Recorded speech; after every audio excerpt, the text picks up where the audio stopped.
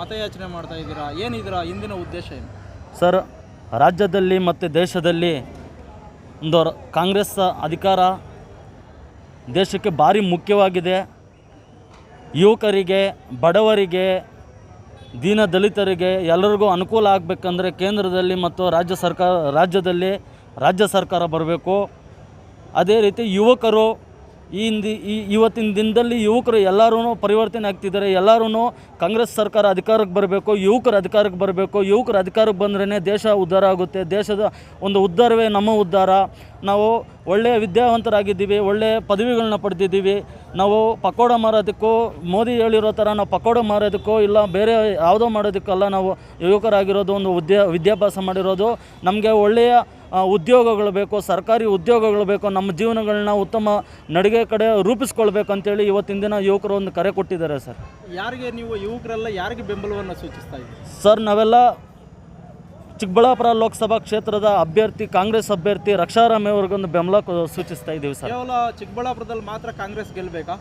ಇಲ್ಲ ಸರ್, ಚಿಕ್ಕಬಳ್ಳಾಪುರದಾದ್ಯಂತ ಡೆಲ್ಲಿವರೆಗೂ ಗೆಲ್ಲಬೇಕು sir. ನಾವೇನಂದರೆ BJP ಅವರು ಮಾಡ್ತಿರೋದು ಹಗರಣಗಳು ಈ ದೇಶದಲ್ಲಿ ಎಲ್ಲರಿಗೂ ಗೊತ್ತಾಗ್ತಿದೆ.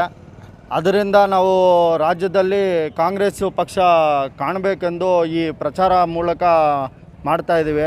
ಅದರಿಂದ ಚಿಕ್ಕಬಳ್ಳಾಪುರ ಲೋಕಸಭಾ ಚುನಾವಣೆಯಲ್ಲಿ ರಕ್ಷಾರಾಮಯ್ಯನವ್ರನ್ನ ಗೆಲ್ಸ್ಕೋಬೇಕೆಂದು ಈ ಚುನಾವಣೆ ಪ್ರಕಾರ ನಾವು ಪ್ರಚಾರ. ಈಗ ಕೇಂದ್ರದಲ್ಲಿ ಮೋದಿ ಸರ್ಕಾರ ಸುಮಾರು 10 ವರ್ಷಗಳಿಂದ ಅಧಿಕಾರವನ್ನು ಮಾಡ್ತಿದೆ. ಇವತ್ತು ಮೋದಿ ಸರ್ಕಾರ ಸುಮಾರು ಹಲವಾರು ಆಶ್ವಾಸನೆಗಳನ್ನು ಇವತ್ತು ಈ ದೇಶಕ್ಕೆ ಕೊಡ್ತು. ಆಶ್ವಾಸನೆಗಳು ಉದ್ಯೋಗ ಆಗಿರ್ಬೋದು, ಬುಲೆಟ್ ಟ್ರೈನ್ ಆಗಿರ್ಬೋದು, ಸ್ಮಾರ್ಟ್ ಸಿಟಿ ಆಗಿರ್ಬೋದು, ಇವತ್ತು ಬೆಲೆ ಏರಿಕೆಗಳಾಗಿರ್ಬೋದು, ಇವೆಲ್ಲವೂ ಸಹ ಹಲವಾರು ಆಶ್ವಾಸನೆಗಳನ್ನು ಕೊಟ್ಟು ಮೋದಿ ಸರ್ಕಾರ ಇವತ್ತು ಒಂದೂ ಸಹ ಈಡೇರಿಲ್ಲ. ಇವತ್ತು ಯುವಕರು ನಾವು ವಾಲಂಟ್ರಿಯಾಗಿ ಕಾಂಗ್ರೆಸ್ ಸರ್ಕಾರ ಈ ದೇಶಕ್ಕೆ ಹಿತ ಅಂತ ಹೇಳ್ತಾ, ಕಾಂಗ್ರೆಸ್ ಸರ್ಕಾರ ಈ ದೇಶವನ್ನು ಮುನ್ನಡೆಸಲಿಕ್ಕೆ ಮಾತ್ರ ಇರುವಂತಹ ಕಾಂಗ್ರೆಸ್ ಸರ್ಕಾರ, ಇದನ್ನು ಬಿಟ್ಟರೆ ಇನ್ಯಾವುದೂ ಈ ದೇಶವನ್ನು ಮುನ್ನಡೆಸಲಿಕ್ಕೆ ಸಾಧ್ಯ ಇಲ್ಲ ಅಂತ ನಾವು ಯುವಕರು ಇವತ್ತು ಮನಗಂಡಿದ್ದೀವಿ. ಆದ ಕಾರಣ ಈ ಬಾರಿ ನಾವು ದೇಶದಲ್ಲಿ ಕಾಂಗ್ರೆಸ್ ಸರ್ಕಾರ ಅಧಿಕಾರಕ್ಕೆ ತರಲೇಬೇಕಂತೇಳಿ ಈ ರೀತಿಯ ವಿನೂತನವಾಗಿ ನಾವು ಇವತ್ತು ಮತಯಾಚನೆಯನ್ನು ಪ್ರಜೆಗಳಲ್ಲಿ ಮಾಡ್ತಾಯಿದ್ದೀವಿ. ಮತ್ತು BJP ಸರ್ಕಾರ ಇವತ್ತು ಬೆಲೆ ಏರಿಕೆಯಿಂದ ತುಂಬ ಜನಗಳಿಗೆ ಅನಾನುಕೂಲ ಆಗಿದೆ. ಇವತ್ತು ಕಾಂಗ್ರೆಸ್ ಸರ್ಕಾರ ಗ್ಯಾರಂಟಿ ಯೋಜನೆಗಳನ್ನು ಕೊಟ್ಟಿರೋದನ್ನು ನಾವು ನೋಡ್ಬೋದು. ಇವತ್ತು ಕಾಂಗ್ರೆಸ್ ಸರ್ಕಾರ ನೀಡಿರುವಂತಹ ಗ್ಯಾರಂಟಿ ಯೋಜನೆಗಳು ಇವತ್ತು 100ಕ್ಕೆ 100ರಷ್ಟು ಪ್ರಜೆಗಳಿಗೆ ತಲುಪಿದೆ. ಈ ಬಾರಿ ಕಾಂಗ್ರೆಸ್ಗೆ ಎಲ್ಲರೂ ಸಹ ತಮ್ಮ ಮತವನ್ನು ನೀಡುವುದರ ಮೂಲಕ ಕಾಂಗ್ರೆಸ್ಸನ್ನು ಅಧಿಕಾರಕ್ಕೆ ತರ್ತಾರಂತ ನಮ್ಮೆಲ್ಲರಲ್ಲೂ ಸಹ ವಿಶ್ವಾಸ ಇದೆ. ಇದರಿಂದ ಇವತ್ತು ಯುವಕರೆಲ್ಲರೂ ಸೇರಿ ಒಗ್ಗಟ್ಟಾಗಿ ಇವತ್ತು ದೇಶದಾದ್ಯಂತ ಕಾಂಗ್ರೆಸ್ ಸರ್ಕಾರ ಬರಬೇಕು, ಈ ದೇಶವನ್ನು ಮುನ್ನಡೆಸಲಿಕ್ಕೆ ಕಾಂಗ್ರೆಸ್ ಸರ್ಕಾರ ಬಿಟ್ಟರೆ ಇನ್ಯಾವುದೂ ಇಲ್ಲ ಅಂತ ಎಲ್ಲರಿಗೂ ಗೊತ್ತಾಗಿದೆ. ಈ ಬಾರಿ ಇವತ್ತು ಮೋದಿ ಆಶ್ವಾಸನೆಗಳು ಯಾವುದೂ ಸಹ ಈಡೇರಿಲ್ಲ. ಮೋದಿ ಅವರು ಈ ದೇಶವನ್ನು ಮುನ್ನಡೆಸಲಿಕ್ಕೆ ಸಾಧ್ಯವೇ ಇಲ್ಲ ಅಂತ ಎಲ್ಲರಿಗೂ ಗೊತ್ತಾಗಿರೋದ್ರಿಂದ ಈ ಬಾರಿ ಕಾಂಗ್ರೆಸ್ ಸರ್ಕಾರ ಅಧಿಕಾರಕ್ಕೆ ಬರುತ್ತೆ ಅಂತೇಳಿ ಈ ಮೂಲಕ ಹೇಳೋಕ್ಕೆ ಇಷ್ಟಪಡ್ತೀವಿ ಸರ್. ಈಗ ದೇಶ ಸದೃಢವಾಗಿರಬೇಕಾದ್ರೆ ಮೋದಿನೇ ಗ್ಯಾರಂಟಿ ಅಂತ ಹೇಳ್ತಿದಾರಲ್ಲ, ಯಾವ ರೀತಿ ನೀವು ಇವತ್ತು ಮೋದಿಯವರನ್ನು ಅಕ್ಸೆಪ್ಟ್ ಮಾಡ್ಕೊಳ್ಳೋಂಥವ್ರು ಹೇಳ್ಬೇಕು ಬಂದು ನಮ್ಮ ಮುಂದೆ ಯಾವ ರೀತಿ ಅಂತ. ಇವತ್ತು ಬೆಲೆ ಏರಿಸಿರೋದು ಹಾಗಾದರೆ ದೇಶನ ಮುನ್ನಡೆಸಲಿಕ್ಕೆ ಮೋದಿಯವರು ಸೂಕ್ತ ಅಂತನಾ? ಬುಲೆಟ್ ಟ್ರೈನ್ ತರ್ತೀನಿ ಅಂತ ಹೇಳಿದ್ರು, ಬುಲೆಟ್ ಟ್ರೈನ್ ಬಂತ ಇವತ್ತು? ಹಾಗಾದರೆ ಯಾವ ರೀತಿ?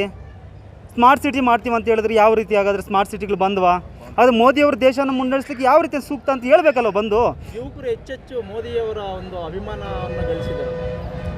ಯುವಕರು ಅದು ವಾಟ್ಸಪ್ ಯೂನಿವರ್ಸಿಟಿಗಳ ಮೂಲಕ ಸುಳ್ಳು ಸುದ್ದಿಗಳನ್ನು ಹಬ್ಬಿಸೋದ್ರ ಮೂಲಕ ಇವತ್ತು ಯುವಕರು ಹೆಚ್ಚಿನದಾಗಿ ಸೋಷಿಯಲ್ ಮೀಡಿಯಾದಲ್ಲಿ ಅಟ್ರಾಕ್ಷನ್ ಆಗಿರೋದ್ರಿಂದ ಆ ಫೇಕ್ ವಿಡಿಯೋಗಳನ್ನು ನೋಡಿ ಇವತ್ತು ಮೋದಿ ಅಂತ ಕೂಗ್ಬೋದಷ್ಟೇ. ಆದರೆ ಯುವಕರಿಗೆ ಇವತ್ತು ಉದ್ಯೋಗ ಅಂತ ಪ್ರತಿಯೊಬ್ಬರು ಯೋಚನೆ ಮಾಡಬೇಕು. ನಾವು ಇವತ್ತು ಉದ್ಯೋಗವನ್ನು ಕೊಡಲಿಲ್ಲ ಯುವಕರಿಗೆ. ಯಾವ ರೀತಿ ಉದ್ಯೋಗ? ಇವತ್ತು 10 ಜನದಲ್ಲಿ 2-3 ಮೋದಿ ಅನ್ಬೋದು, ಆದರೆ ಇವತ್ತು ವಾಸ್ತವವನ್ನು ಅರ್ಥ ಮಾಡ್ಕೊಂಡಂಥ ಯುವಕರು ಯಾವುದೇ ಕಾರಣಕ್ಕೂ ಮೋದಿ ಅಂತ ಅನ್ನೋಕ್ಕೆ ಸಾಧ್ಯವೇ ಇಲ್ಲ. ಈ ಬಾರಿ ಯುವಕರಿಗೆ ಉದ್ಯೋಗ ಅವಕಾಶ ಸೃಷ್ಟಿ ಮಾಡಿದ್ರ? ವರ್ಷಕ್ಕೆ 2 ಕೋಟಿ ಉದ್ಯೋಗವನ್ನು ಸೃಷ್ಟಿ ಮಾಡ್ತೀವಿ ಅಂತ ಹೇಳಿದಂಥ ಮೋದಿ ಸಾಹೇಬರು ಇವತ್ತು ಎಷ್ಟು ಕೋಟಿ ಉದ್ಯೋಗ ಸೃಷ್ಟಿ ಮಾಡಿದ್ರಂತ ಮೋದಿಯವರು ಸಹ ಇವತ್ತು ಅಂಕಿಅಂಶಗಳನ್ನ ನಮ್ಗೆ ಕೊಡಬೇಕು.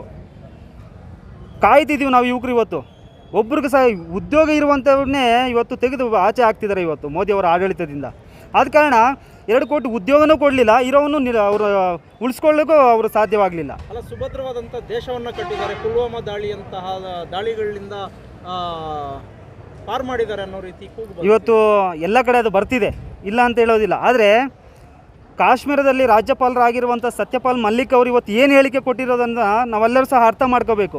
ಅವರ ಹೇಳಿಕೆಯನ್ನು ನೋಡಿದ್ರೆ ಪುಲ್ವಾಮಾ ಅಟ್ಯಾಕ್ಗೆ ಯಾವ ರೀತಿ ಪ್ರೀ ಪ್ಲ್ಯಾನ್ ಆಗಿತ್ತು ಅನ್ನೋದು ನಮ್ಮೆಲ್ಲರಿಗೂ ಸಹ ಗೊತ್ತಾಗುತ್ತೆ ಇವತ್ತು. ಅದರಿಂದ ಜನರಿಗೆ ಅರ್ಥ ಆಗಿದೆ ಪುಲ್ವಾಮಾ ಯಾವ ರೀತಿ ಆಯಿತು ಅಂತ. ಜನರಿಗೆ ಅರ್ಥ ಆಗಿಬಿಟ್ಟಿದೆ ಆಲ್ರೆಡಿ. ಇದರಲ್ಲಿ ಯಾವುದೇ ಕಾರಣಕ್ಕೂ ಅವ್ರಿಗೆ ಪ್ಲಸ್ ಆಗೋ ರೀತಿಯಲ್ಲಿ ಇಲ್ಲವೇ ಇಲ್ಲ ಈ ಸಾರಿ. ಅಲ್ಲ, ಪುಲ್ವಾಮಾ ಏನು ಇವರೇ ಮಾಡಿಸಿದ್ದ? ಜನ ಇವತ್ತು ಮಾತಾಡ್ಕೊಳ್ತಿದ್ದಾರೆ, ನಾವು ಹೇಳ್ತಿರೋದಲ್ಲ, ಇವತ್ತು ಜನ ಮಾತಾಡ್ಕೊಳ್ತಿದ್ದಾರೆ ಈ ಥರ ಆಗಿರ್ಬೋದಾ ಅಂತ.